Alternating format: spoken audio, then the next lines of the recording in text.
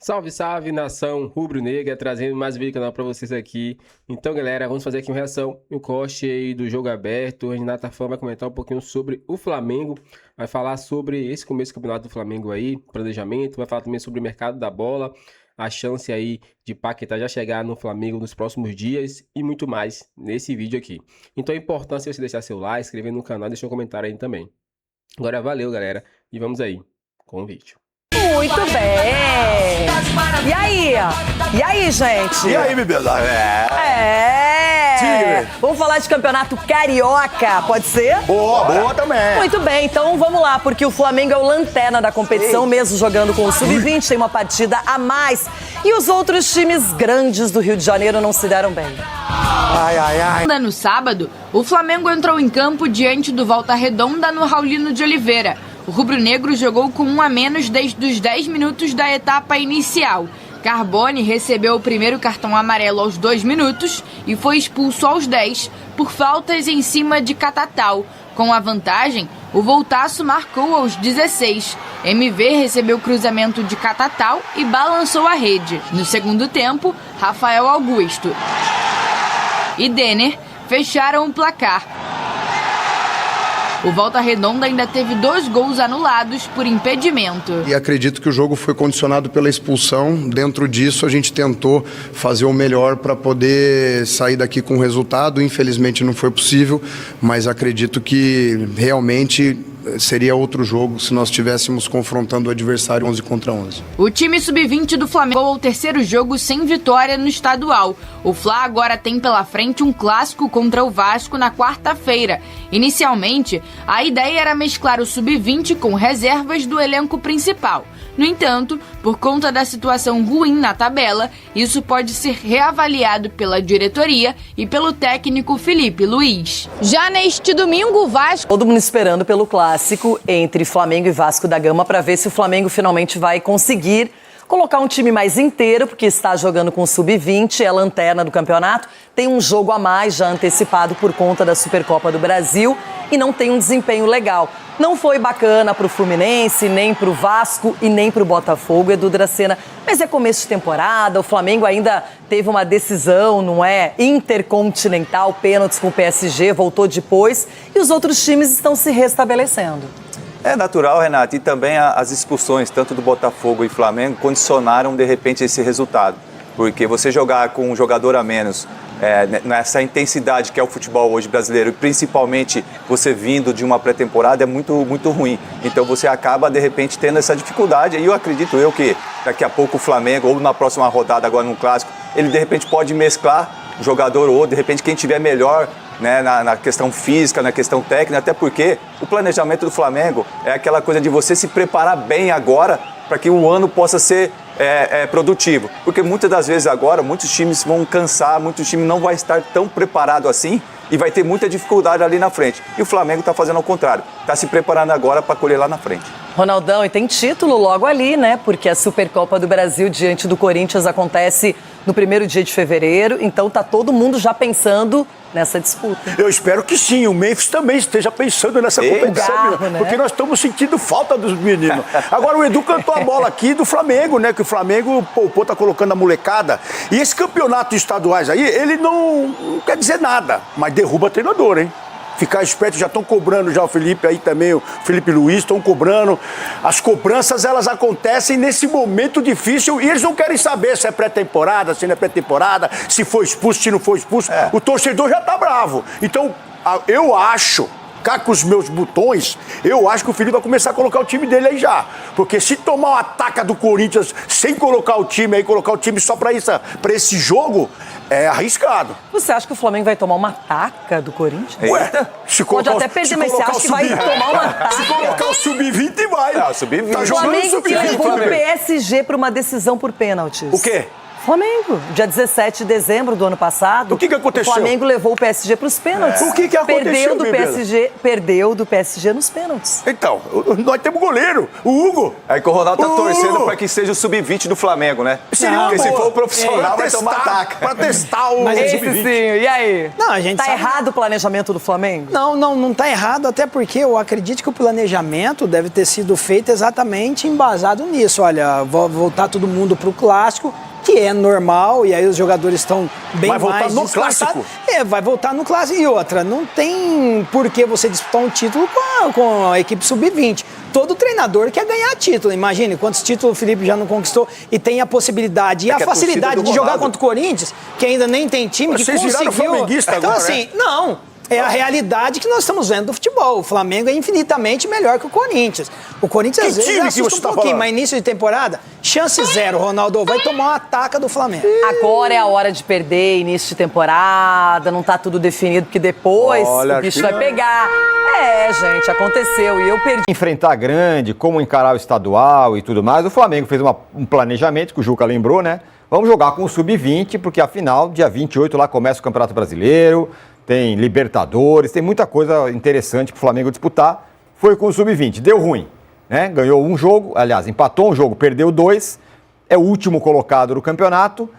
Pergunta, Mauro, vamos continuar assim, porque o que interessa não é o estadual, ou vai ter que mudar esse planejamento, já pôr titular, antecipar? O que você acha? A primeira informação, a priori, vai o Sub-20 contra o Vasco, a não ser que mude alguma coisa hoje, né? Teria que ser hoje, né? Segunda-feira para programar para quarta-feira, mas até o momento a decisão é a manutenção do Sub-20. Eu acho que o que eles poderiam conversar internamente é avaliar se alguns jogadores reservas, que são pouco utilizados, poderiam ou não dar uma encorpada no time Sub-20.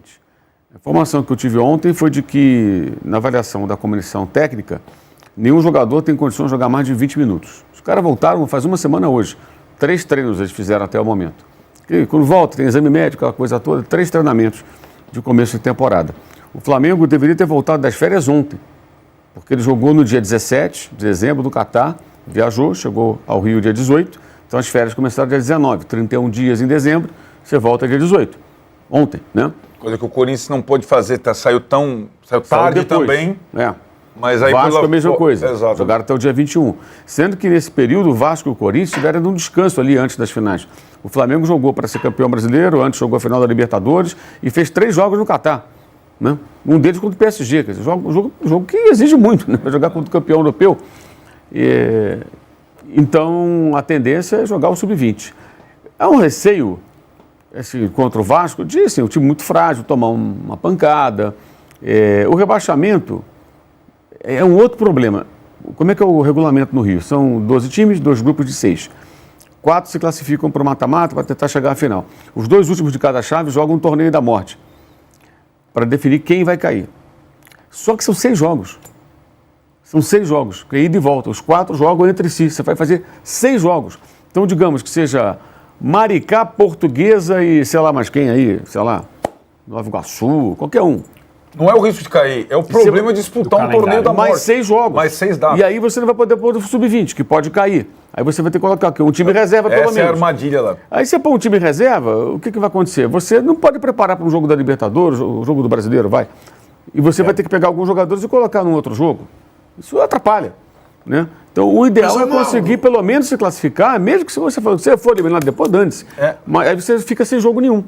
Né?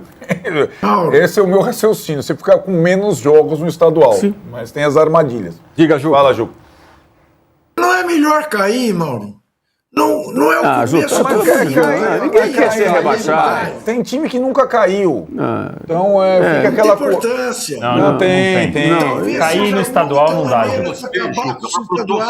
É um grande descair. Tem como. Cair é um pouco demais. Imagina 2027, jogando a Série A2 do Carioca. O presidente do clube diz, olha, os objetivos do Flamengo são Copa Intercontinental, Copa do Mundo de Clubes, Libertadores... Mas não precisa cair, né, no Carioca, né, Copa do Brasil. Não precisa cair, você pode não disputar o título, colocar um time reserva lá, ser eliminado, dane-se, tudo bem. Cair é demais. Mas é difícil cair, porque você tem que ficar no torneio da morte e tem que ser o último ali para cair. Então, assim... Caiu um só? O rebaixamento é muito improvável. Mas você tem 6 jogos. Então, o ideal é conseguir ficar entre os 4. Mas o Flamengo já fez 3 partidas. Vai jogar contra o Vasco. 3 partidas sem fazer clássico, né? Por Isso. fazer um ponto Fez em 1 9 ponto só. sem os clássicos é uma... Exato. Aí joga com o Fluminense no domingo e depois o Sampaio Corrêa. Contra o Fluminense, a programação já prevê alguns dos jogadores do time profissional. Porque, na verdade, são 3 jogos que você pode jogar sem esses caras. O Flamengo tem 4 porque antecipou um jogo lá da frente, que era o da Portuguesa, que virou o primeiro jogo. Porque cairia na véspera da Supercopa, que é dia 1º. Aí a federação teve que permitir que antecipasse. Vem cá, mas eu vou botar quem em campo? Eu não tenho como colocar esses caras em campo, eles estão de férias. Então você vai fazer mais um jogo com o Sub-20. Então o Flamengo vai ter 4 jogos com o Sub-20.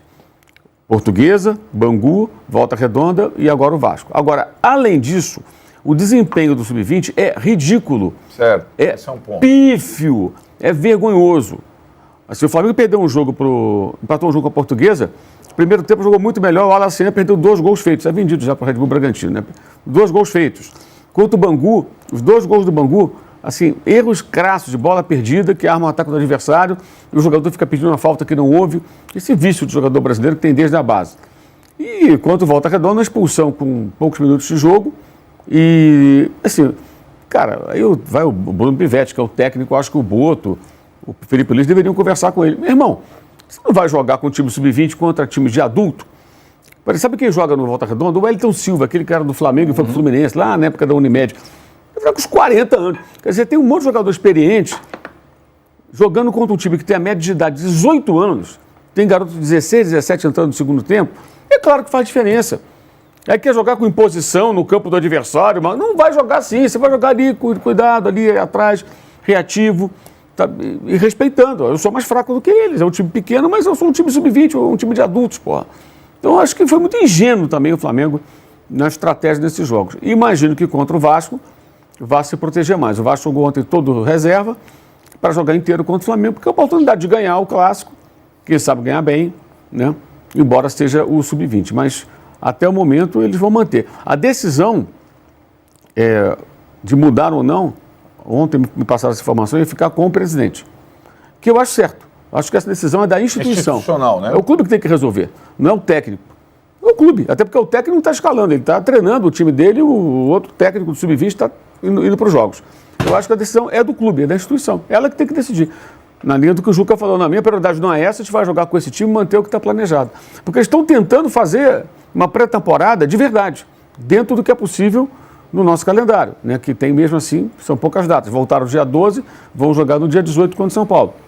Né? Então, 28, perdão. 16 dias.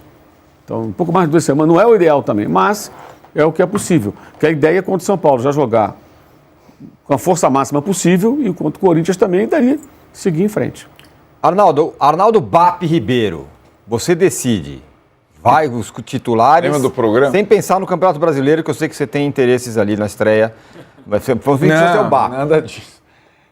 É difícil a decisão. O Mauro traçou esse cenário de não classificação para disputar o que seria o rebolo com 6 longuíssimas rodadas, mas eu acho que agora não dá para mudar mais. Né? Quando você decide... Porque assim, por isso que eu comparei ao Corinthians e ao Vasco, que saíram depois de férias. A decisão do Corinthians e do Vasco foi dar menos férias. Eles voltaram, o Corinthians já no primeiro jogo utilizou vários titulares. O Vasco, o Fernando Diniz no primeiro jogo, ele escalou exatamente o time da final da Copa do Brasil, com a volta do Piton, que se recuperou de lesão no lugar do Puma Rodrigues. O resto do time era idêntico. Coutinho, capitão, Ryan, todo mundo lá, Thiago Mendes. Então, eles decidiram encurtar as férias, Corinthians e Vasco, e começar antes do Flamengo. É uma decisão complexa. Eu tô com o Mauro na mescla. O que puder, quem puder. Quem não teve tanto desgaste no ano passado e voltou de férias em condições mínimas físicas, vamos pegar um exemplo. Vamos ver assim. Olha, é difícil, hein? O Plata, que está tão falado. Eu não sei como é que foram as férias. Ele, no final da temporada, ele praticamente não jogou. né? Porque estava suspenso na final e tal. Vou pegar um exemplo, Plata, que tem uma questão física quando ele tá bem. Plata, voltou bem, meu velho? Tá tranquilo? Então, eu colocaria esse tipo de jogador no jogo com o Vasco. Dá pra colocar o Vitão, por exemplo? Que o Internacional terminou a temporada Não antes. sei como é que foram as férias. Mas tem um ingrediente aí a ser discutido, viu? Que é o seguinte, que mostra um pouco a dúvida em relação a esse planejamento inicial. Preservar o time titular para a maratona que vem aí pela frente, Supercopa, Brasileiro, Libertadores, as coisas mais importantes, eu estou me colocando não, mas tentando entender o que pode passar na cabeça de um tipo de torcedor. O Flamengo abriu mão da Copinha. O Flamengo para esse time sub-20 que viria para a Copinha, o Flamengo não disputou a Copinha. Tá certo que a Copinha está até meio desmoralizada diante não tem mais aquele poder, aquele fascínio que tinha de tempos atrás. Mas o Flamengo abandonou a Copinha para que esse time que não veio para a Copinha disputasse o Carioca. E se ele não tem a Copinha, o título, e fica aí na iminência, eu acho difícil também que caia, mas uma situação desagradável em relação ao Carioca, o torcedor também, vai discutir esse planejamento. Sabe das dificuldades, que o objetivo é preservar o time titular, os craques, os grandes torneios e tal. Mas você acha que o torcedor fica satisfeito? O time já não disputa a Copinha, que era um título onde o Flamengo revelou vários craques, né? Djalminha, Marcelinho Carioca, Júnior Baiano, etc, etc. E também faz um papelão, é um papelão no Campeonato Carioca, mesmo que tenha menos importância. É isso que eu quero colocar. Então, o planejamento é discutível. Concordo. E só para finalizar a minha estratégia, essa pretensão em relação ao Flamengo a partir de agora, eu acho que o Felipe Luiz tem que dar as caras, tem que assumir o time na quarta-feira. Ou sub-20, inclusive? Com qualquer que seja, ele tem que entrar no planejamento de quarta-feira. É mesmo, é? Porque ele ele tá fazendo pré-temporada, tá correndo em volta do campo. Ele já dirigiu as categorias de base. Eu acho que dá, inclusive, um respaldo e um estofo num clássico. Um clássico com o Vasco, cara. Então, assim, o Felipe Luiz tem que, para mim, entrar no planejamento para esse jogo. Se o Mauro falou, quem tá melhor das férias de volta, os reservas e tal, e fazer essa mescla com um técnico principal, e eu acho que ele faz parte do planejamento de tudo, ele tem que botar as caras. Eu acho que pro treinador é diferente. Se é que não poderia ter entrado antes. Agora já foi, 3 jogos. Eu acho que num clássico com o Vasco ele deveria dar as caras como responsável pelo departamento de futebol. Então é isso, galera. Chegamos mais um fim de vídeo aqui no canal. Fala um pouquinho sobre esse vídeo e fala um pouquinho sobre o mercado da bola do Flamengo, né?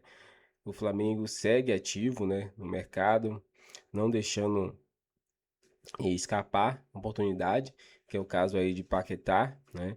E já surgiu aí uma proposta que o Flamengo fez para o West Ham. E a proposta é: caso o Flamengo compre Lucas Paquetá, o Flamengo receberá parte do dinheiro de volta, né?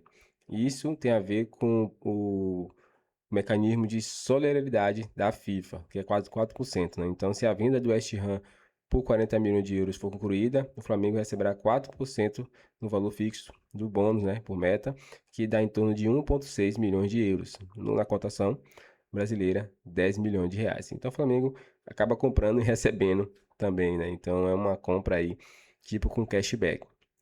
Então, o Flamengo está avançando, né? Surgiu uma proposta aí que o Flamengo ofereceu 35 milhões de euros, mais 7 milhões de euros em bônus, né? Totalizando praticamente 42 milhões de euros, né? Então, na contratação, e essa proposta agrada, né?